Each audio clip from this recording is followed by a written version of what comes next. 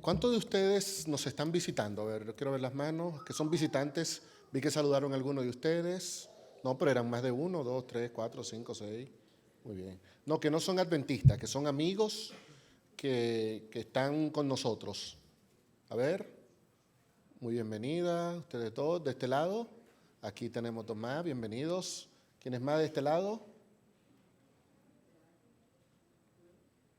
¿Ustedes dos? Ah, levanten sus manos.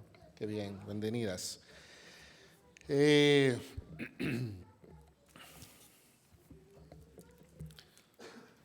Yo me expresé mal cuando dije les daré de 2 a 4. Lo que quise decir es que les daré libre de 2 a 4. Eso era lo que yo tenía en mente, pero vienen los intérpretes, el pastor, el hermano, ya me interpretaron y bueno, ya nos acogemos a la interpretación, no hay ningún problema, pero la idea era, le doy libre de 2 a 4, o sea, le voy a agarrar toda la mañana, pero le suelto después.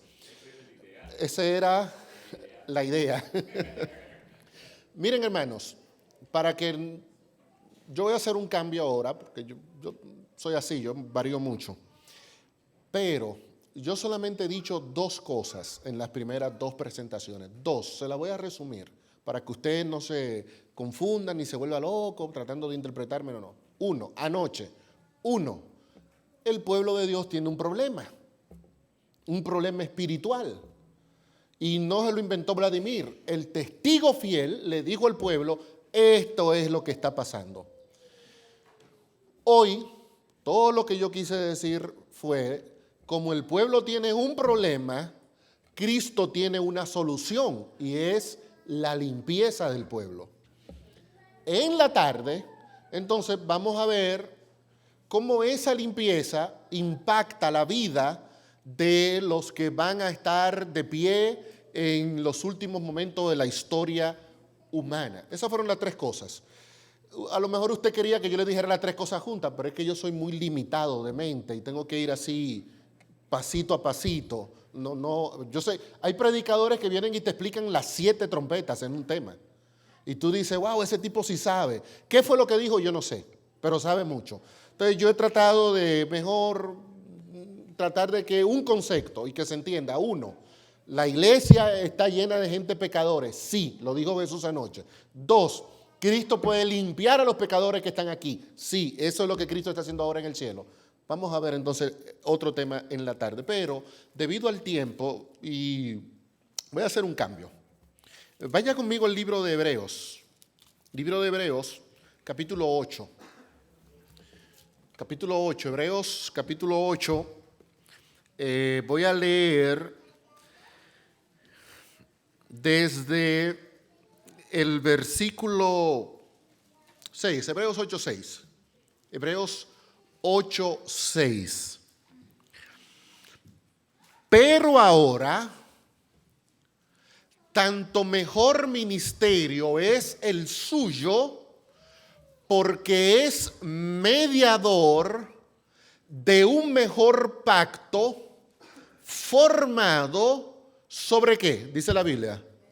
Mejores promesas. Yo quiero que nosotros exploremos en unos minutos el significado espiritual de esta declaración que Pablo está citando aquí en Hebreos capítulo 8. Está hablando de Cristo.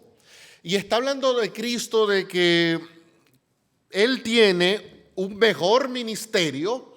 Y entonces da 2 razones por las que el ministerio de Cristo es mejor. Pablo dice, es un ministerio que tiene un mejor pacto. Y número 2, es un ministerio que tiene mejores promesas. Pero cuando Pablo viene y cita el pacto, dice desde el versículo 7 que si el primer pacto hubiera sido sin defecto, ciertamente no se hubiera procurado lugar para un segundo pacto. Pues reprendiéndoles dice, Y ahora viene el contenido del mejor pacto, del segundo pacto. El pacto que tuvo que ponerse en vigencia porque el primero fue defectuoso. Y entonces viene Pablo y dice, vienen días en los que estableceré un pacto con la casa de Judá. Un nuevo pacto, versículo 9.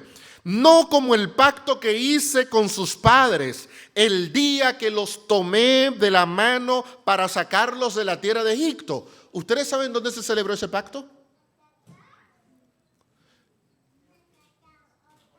En el Sinaí, Éxodo 19 al 24. No le va a gustar a usted, pero ni modo. Pablo dice que ese pacto que se hizo en el Sinaí tuvo un gran defecto.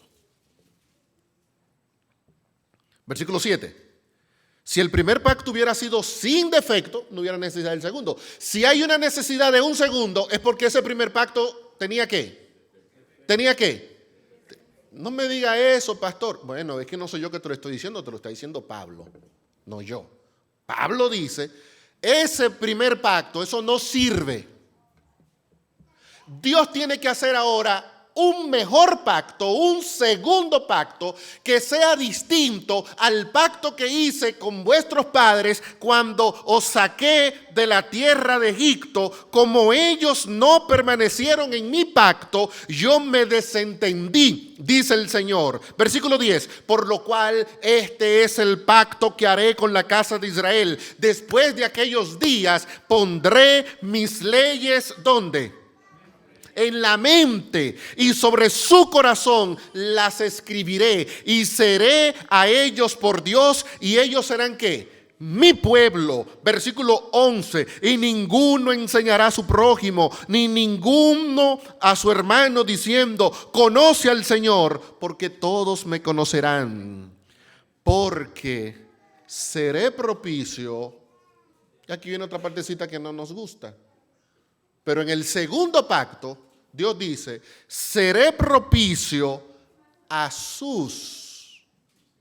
las de quienes. Ese sus, ¿a quién se está refiriendo? Al pueblo que está haciendo el nuevo pacto. A sus injusticias. Y nunca más me acordaré de qué, de sus pecados, ni de sus maldades. Ahora, aunque Pablo dice que él está citando aquí un nuevo pacto, en realidad todo lo que Pablo está diciendo, él lo tomó de Jeremías 31 al 34. De hecho, Hebreos 8, 7 al 12 es la cita más larga que encontramos del Antiguo Testamento en la Biblia. Entonces, Pablo no está diciendo nada nuevo. Todo lo que Pablo dice, ya lo había dicho Jeremías 31, del 31 al 34. Todas esas promesas de que pondré la ley en su mente, la pondré en su corazón, que yo seré su Dios, ellos serán mis hijos y no me acordaré de sus pecados. O sea, todo eso formaba parte de lo que Dios ya había prometido en el libro de Jeremías. Así que yo no entiendo por qué Pablo dice, tengo que hacer un nuevo pacto con ustedes, si ese contenido, lo que él está diciendo, ya había sido propuesto por el profeta Jeremías.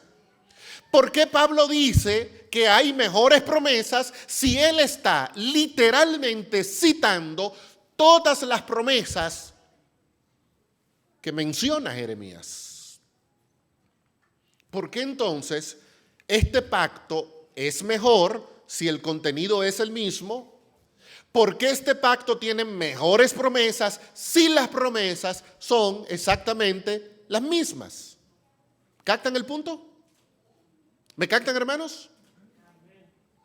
O sea, Pablo dice, este pacto es nuevo y va a cambiar la naturaleza del pacto que yo hice con el pueblo de Dios en el Sinaí, porque este es mejor y tiene mejores promesas.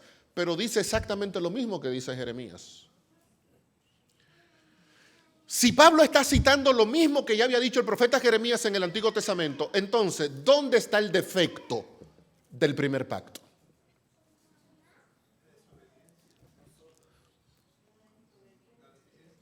la desobediencia, pero en el segundo pacto hay desobediencia, porque él dice, y no me acordaré de sus injusticias ni de sus pecados. O sea, precisamente eso es lo que se está prometiendo.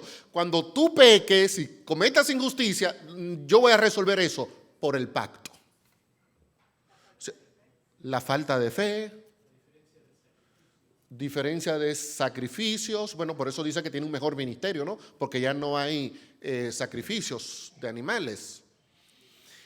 Yo creo que ustedes tienen razón en todo lo que han dicho. Yo solamente quiero agregar una razón adicional, una. Porque Pablo dice, este pacto tiene mejores promesas. Mejores promesas. Si este pacto tiene mejores promesas, es porque el pacto anterior tuvo promesas que no fueron ¿qué? Que no fueron mejores. Pero yo les repito, pero son las mismas promesas de Jeremías. Hay una promesa que fue la que dañó el pacto. ¿Quieren verla?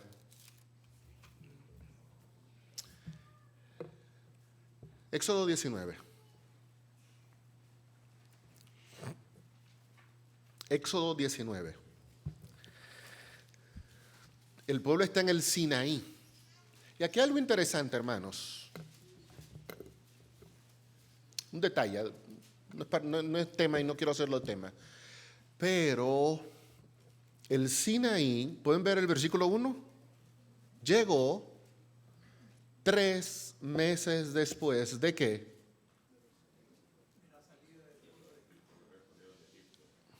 De la salida de Egipto. En el Sinaí es donde Dios hace el pacto para entregarle la ley. Lo que indica que el papel de la ley en la liberación del pueblo de Dios, ¿sabe cuál fue? ¿Sabe cuál fue el papel de la ley? 0. 0. Dios sacó al pueblo de Israel de Egipto y 3 meses después le dijo, aquí hay una ley. No me meta la ley como parte de la liberación. No la ponga, porque usted comete un gran sacrilegio bíblico. Porque cuando Dios liberó al pueblo, Dios no le puso como requisito, y me tienes que guardar la ley, y tienes que obedecer esto, y tienes que obedecer aquello. El Señor llegó con mano fuerte, con brazo extendido, y sacó al pueblo de Israel de Egipto, y punto. Y 3 meses después le dijo, ¿cómo va a vivir tú ahora después que yo te liberé? ¿Captan? Y entonces le dice, yo quiero que tú vivas así. La función de la ley entonces no es liberarme. La función de la ley es ayudarme a vivir como una persona libre. A veces nosotros en nuestro afán por defender la ley queremos atribuirle a la ley un papel que no tiene. La ley no libera. A nadie libera la ley. La observancia de la ley no te da méritos para que Dios actúe en favor de tu liberación para sacarte de Egipto y sacarte del dominio de Satanás. No. La ley entra después de la liberación. Y entonces, mientras están ahí en el Sinaí, el monte del pacto, el pueblo hace una promesa. 19:8. Todo lo que Jehová ha dicho, ¿qué va a suceder? Lo haremos. Todavía Jehová no ha dicho nada, pero el pueblo le dice al Señor, no te preocupes, nosotros vamos a hacer todo lo que tú digas. Y entonces Dios viene y comienza a mencionarle, capítulo 20, los mandamientos, capítulo 21, la ley de los esclavos, la ley sobre los actos de violencia, la responsabilidad de la relación entre los amos y los dueños. Capítulo 22, la ley de la restitución y otras leyes humanitarias. Capítulo 23, las leyes de las fiestas anuales. Capítulo 24, entonces viene la consumación del pacto. Y en la consumación del pacto, Dios viene, lleva a cabo el rito de la sangre, versículo 7, luego tomó el libro del pacto, lo leyó a oídos del pueblo y el pueblo por segunda vez hace una promesa: obedeceremos y haremos todo lo que Jehová ¿a qué? Ha dicho. Versículo 8, entonces Moisés tomó la sangre del pacto y la roció sobre el pueblo y le dijo: esta es la sangre del pacto que Jehová ha hecho con vosotros. Hay una promesa al inicio y al cierre del pacto. ¿Cuál era la promesa? ¿Cuál era la promesa? ¿Ya se les olvidó? Mírenla ahí en el versículo 8. Lo tienen en la pantalla. ¿Cuál era la promesa? Haremos. Haremos. Haremos. Eso lo haré. Y esto también lo haré. Y aquello lo haré. Y Señor, no te preocupes. Que año bíblico. Devolución del diezmo, predicación de la palabra, miembro de un grupo pequeño, cargo en la iglesia, lo haré, lo haré, lo haré, lo haré, lo haré, lo haré, lo haré y lo haré. Y comienzo y cierro el pacto prometiéndole al Señor, lo voy a hacer.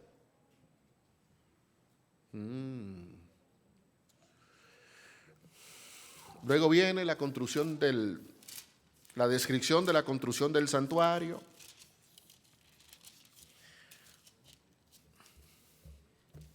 Y como Moisés duraba mucho para bajar, el pueblo que dijo: no tendré dioses ajenos delante de ti, y que había dicho: y no me haré imagen de nada para adorarlo, al pie del Sinaí, donde mismo había prometido: lo haré, quebró la ley y construyó un becerro de oro. Pero ¿y este no era el pueblo que Dios había liberado?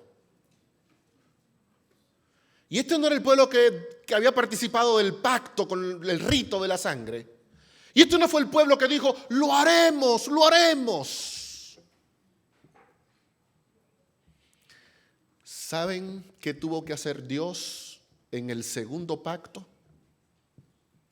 Voy a quitar ese defecto. Y mi estribillo. Y aquí viene algo que a usted no le va a gustar. Nunca. Y el Nuevo Testamento usted se lo puede leer esta tarde, antes de que yo me vaya de aquí. 4 o 5 horas se acaba de leer el Nuevo Testamento completico. Nunca, nunca usted va a encontrar en el Nuevo Testamento a la iglesia prometiéndole a Dios: nosotros lo haremos. Nunca lo va a encontrar. Y los que han leído mucho la Biblia pueden ahora mismo comenzar a poner el cerebro a funcionar y a pensar rápido. ¿Le viene algo, un texto a la mente? Uno, donde los discípulos, cuando Jesús lo llamó y constituyó la iglesia, le dijeron al Señor: nosotros haremos. En el Pentecostés, cuando se derrama el Espíritu Santo ahí, que era un segundo Sinaí, donde estaba toda la iglesia, se paró la iglesia y le dijo al Señor: nosotros lo haremos. Los apóstoles, cuando mandan a Pablo a la misión y se hace la gran ceremonia en Hechos 13, aparece ahí la iglesia diciendo: prometemos, nosotros guardaremos todo lo que tú pidas. Piénselo. Y en lo que usted lo piensa y decide leerlo, yo le voy a dar una respuesta. No existe esa declaración. No lo existe. Y por eso cuando nosotros vemos el nuevo pacto en Hebreos capítulo 8, donde Pablo alude directamente a lo que había sucedido con el pueblo de Dios en el Sinaí, cuando él lo sacó de Egipto, usted no va a encontrar en la formulación del nuevo pacto en Hebreos 8 ninguna declaración donde la iglesia se comprometa diciéndole a Dios: nosotros haremos todo lo que tú estás pidiendo en el pacto. ¿Sabe por qué este pacto tiene mejores promesas? Porque se quitó la promesa imperfecta del ser humano. Se quitó que el hombre quiera venir a decirle a Dios: yo te prometo que lo voy a hacer, yo te prometo que lo voy a hacer, porque la promesa del hombre no funciona. Y entonces Dios dijo: vamos a hacer esto con mejores promesas. Y las únicas promesas que Pablo cita son las promesas hechas por Dios. Y elimina la promesa humana. Hebreos 8. ¿Hay allí una promesa humana? No hay. ¿Por qué son mejores promesas? Porque solo son las promesas de Dios. Y dice Hebreos 6, es imposible que Dios mienta. Pero nosotros no podemos darnos ese lujo. No existe una persona, una fuera de Cristo, una que pueda pararse frente a Dios y decirle: yo lo hice y yo lo cumplí. Uno no existe.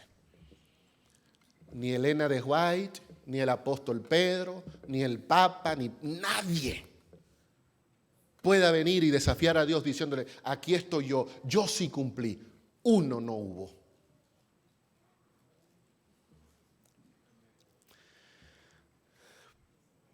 Pablo dice: no solamente tiene mejores promesas este pacto, hay un mejor mediador. Porque en el Sinaí, ¿quién fue el mediador?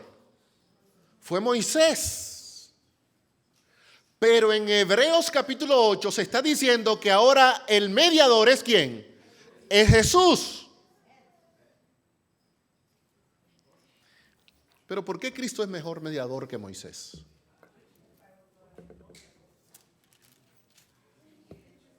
¿Qué significa la palabra mediador? ¿Quién me dice? Mediador. ¿Qué es un mediador? Aquí está A, ¿verdad? Y aquí está C. Y entonces la B está aquí entre A y C, tratando de que las cosas entre A y C fluyan. Moisés es el mediador del Sinaí porque Dios habla con Moisés. Y le entrega el pacto a Moisés y Moisés viene y le da el conocimiento del pacto al pueblo. Pero ahora Hebreos dice: Dios quita a Moisés y ahora el vínculo entre Dios y tú es Cristo. Entonces no hay manera para que tú puedas llegar a Dios que no sea pasando a través de ¿quién? Pasando a través de Cristo. Juan 1, Jesús dijo: y yo vi al Hijo del Hombre y los ángeles de Dios descendían sobre él, citando la escalera de Génesis 28. Pero aquí es donde yo lo voy a agarrar a ustedes. Hebreos 7:22. Porque aquí es donde Pablo da la razón por qué la mediación de Cristo es mejor que la de Pablo, que la de Moisés. Hebreos 7:22. Por tanto, Jesús es hecho fiador de un mejor pacto. La declaración de Hebreos 8:6 es: Él es mediador de un mejor pacto. Eso fue lo que hizo Moisés. Moisés fue mediador. Pero ahora Pablo viene y dice: espérate. Jesús no es solo el mediador de un mejor pacto. ¿Jesús es qué? Y ahora viene mi pregunta para ustedes. ¿Qué significa fiador? A ver, uno que me levante la mano y me diga. Fiador, ¿cómo usted ilústreme ese concepto? Uno que responde en tu lugar. ¿Otro más, mi hermano? ¿Alguien que toma qué? La deuda de otra persona. ¿Otro más? De este lado, a ver, fiador. garante. Ahí quería yo llegar. Estamos con Pablo, ¿verdad? Estamos con Pablo. ¿Moisés fue garante? ¿Moisés fue qué? Solo mediador. La garantía del pacto antiguo la dio el pueblo, porque el pueblo dijo, nosotros lo vamos a hacer. Y cuando el pueblo se puso como garante basado en su conducta, basado en su obediencia, la experiencia fue que poquito tiempo después se dieron cuenta que el pueblo no podía ser garante del pacto porque el pueblo era el único que podía violar el pacto. Y entonces Hebreos dice, Pablo dice que como ellos no permanecieron en mi pacto, versículo 9 del capítulo 8, yo me desentendí de ellos. Porque el acuerdo era, aquí está el pacto, yo cumplo y tú cumples. Si una de las partes no cumplía, ¿qué pasaba con el pacto? Se quebraba. Por eso dice Dios, ustedes desobedecieron al pacto, entonces yo me desentiendo de ustedes. Pero en el nuevo pacto no funciona así. Porque el nuevo pacto tiene un garante. Y Pablo a ese garante le pone un nombre. ¿Cómo se llama? Cristo Jesús. ¿Qué significa eso? Vamos a ilustrarlo así. Yo gano $25,000 al año. Ese es mi salario. Y voy al banco y pido un préstamo por una casa que cuesta $1,000,000. Y el analista del préstamo ve mi carta de ingreso, ve mi cuenta bancaria, ve mi solicitud, me mira a mí y de inmediato llega a una conclusión. ¿Cuál? Denied. No te puedo dar ese préstamo. ¿Por qué no te puedo dar ese préstamo? Porque tú no tienes la solvencia para aguantar lo que va a demandar eso. ¿Cuánto voy a tener que pagar? $8,000, $9,000 mensuales por 30 años. Pero es mucho más de lo que yo gano al mes. Así que el banco me dice, tú no puedes asumir ese préstamo. No, vete. Y yo me voy del banco. Entonces, saliendo del banco, me encuentro con mi amigo Zuckerberg. Y Zuckerberg me ve triste. Vladi, ¿qué te pasa? $1,000,000 que pedí para una casa y no me lo quiso. Por eso me dice Zuckerberg, por un miserable $1,000,000 de dólares, te han humillado, te han despreciado. ¿Cuál fue? Bank of America, aquí está, aquí en la esquinita, por aquí cerca. Vamos para allá. Entonces Zuckerberg llega. Dice, aquí estoy yo. ¿Cuánto anda la fortuna de Zuckerberg? No sé en cuánto andará ahora mismo. Póngale, vamos a poner la que está bajita, $50,000,000,000. Entonces Zuckerberg le dice al banco, ¿qué es lo que aquí están $50,000,000,000 de garantía, entréguemele la casa a Vladimir. Y yo me voy. 3 meses después, el banco sabe que yo no he podido hacer ni una sola cuota. ¿Y qué hace el banco? ¿Qué hace el banco? ¿Se la cobra quién? ¿Se la cobra quién? Se la cobra el garante.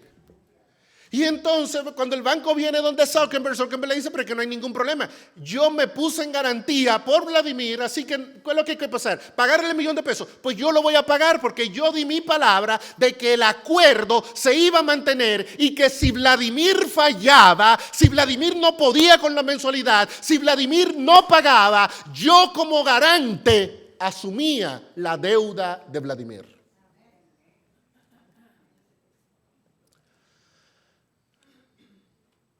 Sí, pero en la salvación no funciona así, Vladimir.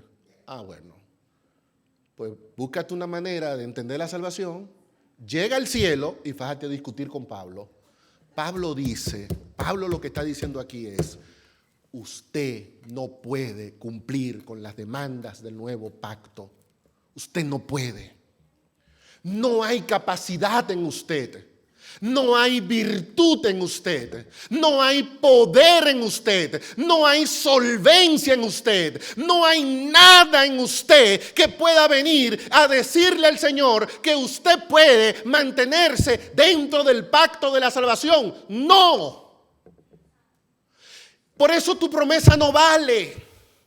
Por eso Dios no te pide, dime qué tú vas a hacer, prométeme algo, aunque sea algo pequeñito, dime por lo menos que tú no vas a comer carne, dime eso, Vladimir. No, Señor, no puedo decirte ni siquiera eso. Y para Dios no desentenderse de mí, entonces lo que Dios dijo fue, Cristo, ¿tú puedes ser el garante de Vladimir? ¿Sabía Cristo que yo iba a fallar? Pero Cristo dijo, yo seré el garante. Y ahora, mi pacto con Dios no se fundamenta en mi promesa, se fundamenta en que tengo al mejor garante, a Cristo Jesús. Yo voy a terminar con una de mis citas favoritas de Elena White.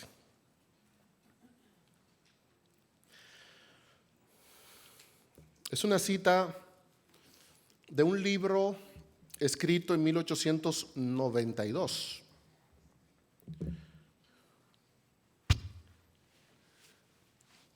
A veces a nosotros nos gustan unas declaraciones que Elena White hizo en 1848, en 1952, en 1860, sobre todo en los testimonios. Pero esta es una declaración muy posterior, 1892, cuando ella publica El Camino a Cristo. En el capítulo 7 del Camino a Cristo, la sierva de Dios hace una declaración sumamente impactante. Es el capítulo titulado Cómo lograr una magnífica renovación. Y entonces, miren lo que dice esta cita. Hay personas, estas son de las pocas citas que usted va a oír en un púlpito adventista. Muy pocas veces la va a oír una cita como esta. Hay personas que han conocido el amor perdonador de Cristo. Hubo una frasecita del himno que cantaron que dice algo así como, ayúdame a entender tu amor. ¿Dónde está la hermana que cantaron ahorita? Hay una frasecita así, ¿no? Ayúdame a entender tu amor. Hay personas que han conocido el amor perdonador de Cristo y desean ser hijos de Dios, pero reconocen que su carácter es imperfecto y su vida defectuosa. Yo puedo decir, no, eso es mentira, es que ellos no han conocido el amor. El que conoce el amor perdonador del Señor no peca.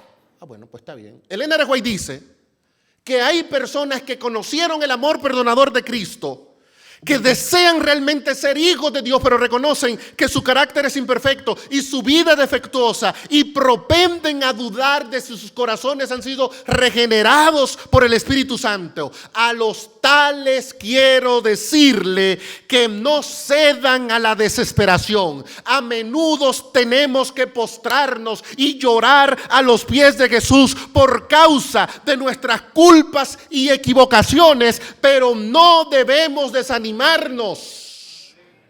Y escuchen bien ahora, para los últimos generacionistas, aún si somos vencidos por el enemigo,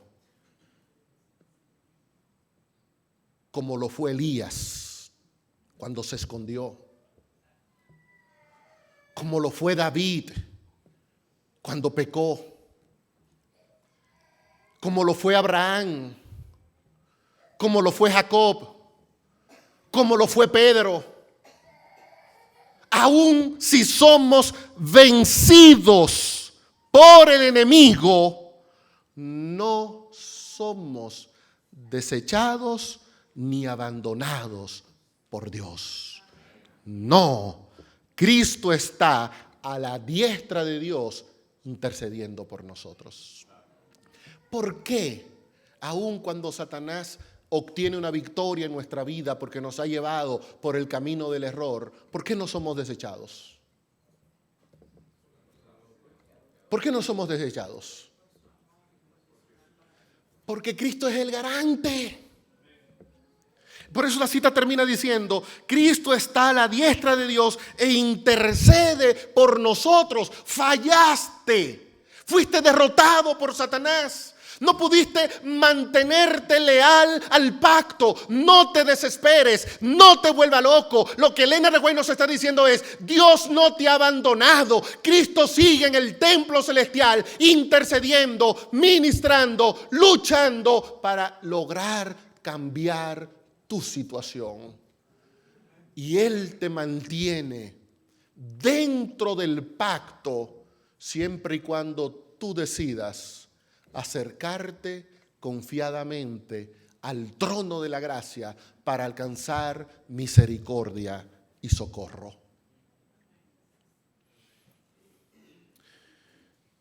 Yo no sé cómo es tu vida, yo sé cómo es la mía. Perfectamente la conozco.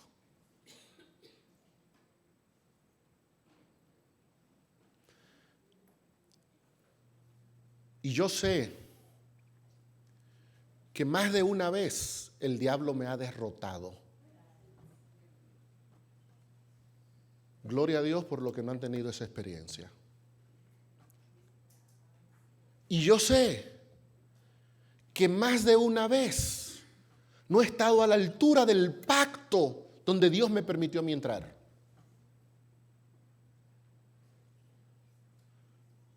Y a veces Satanás y algunos hermanitos, hijitos de Satanás en medio nuestro, han querido desanimarme y hacerme entender: Dios te rechazó, Dios no quiere nada contigo. Yo creo en lo que dice la sierva de Dios y en lo que dice mi Biblia. Dios no me ha desechado.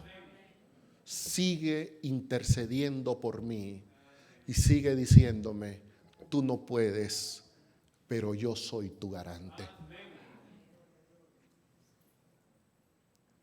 Yo sigo apostando a ti. Yo sigo trabajando, dice Hebreos 7, permanentemente, intercediendo siempre por ti, Vladimir, para que tú puedas levantarte y, unido a mí, entrar a esa ciudad donde será real la promesa que aparece en Hebreos 8. En Hebreos 8, en el nuevo pacto se dice: y yo seré tu Dios y tú serás mi pueblo. En Apocalipsis 21, cuando Juan describe a la santa ciudad, Juan dice que los que vivamos en ella oiremos la declaración: y él mismo les será por Dios y ellos serán su pueblo. Yo llegaré ahí, no por lo que yo prometí, yo llegaré ahí por la promesa que Cristo hizo. Y la promesa que Jesús hizo fue: yo estaré contigo todos los días hasta el fin del mundo. Con un garante como ese, ¿cómo no creer en ese Dios que ha arreglado todo para que tú y yo podamos salvarnos? ¿Cómo no entender ese amor? ¿Cómo seguir insistiendo en que yo tengo? No, lo único que tienes que hacer es reconocer que solo Cristo puede darte acceso al reino de los cielos. Termino con una declaración Y voy a terminar con esto porque aquí voy a comenzar esta tarde. Apocalipsis 7.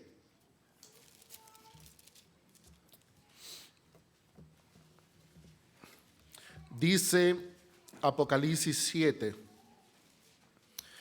que Juan se queda maravillado cuando ve a una gran multitud de personas que vienen de todas las naciones y tribus y lenguas, y entonces Juan pregunta: estos que están vestidos de ropa blanca, ¿quiénes son?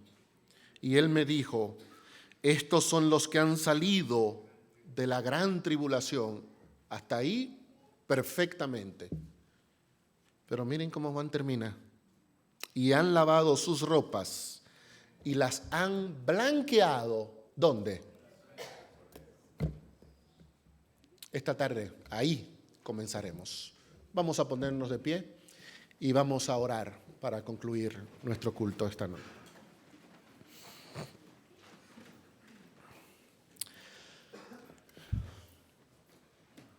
Padre Celestial, como esa gran multitud que estará de pie muy pronto, nos hemos levantado esta tarde para pedirte, oh Señor, que tú puedas limpiar nuestra vida con la sangre de Cristo.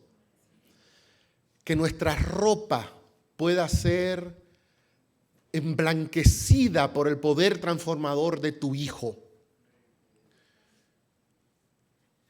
Que la salvación pueda ser una realidad en nosotros, no por nuestras promesas, sino porque confiamos en lo que tú nos has prometido a nosotros. En el nombre de Jesús te lo decimos, Señor. Amén. Que Dios les bendiga.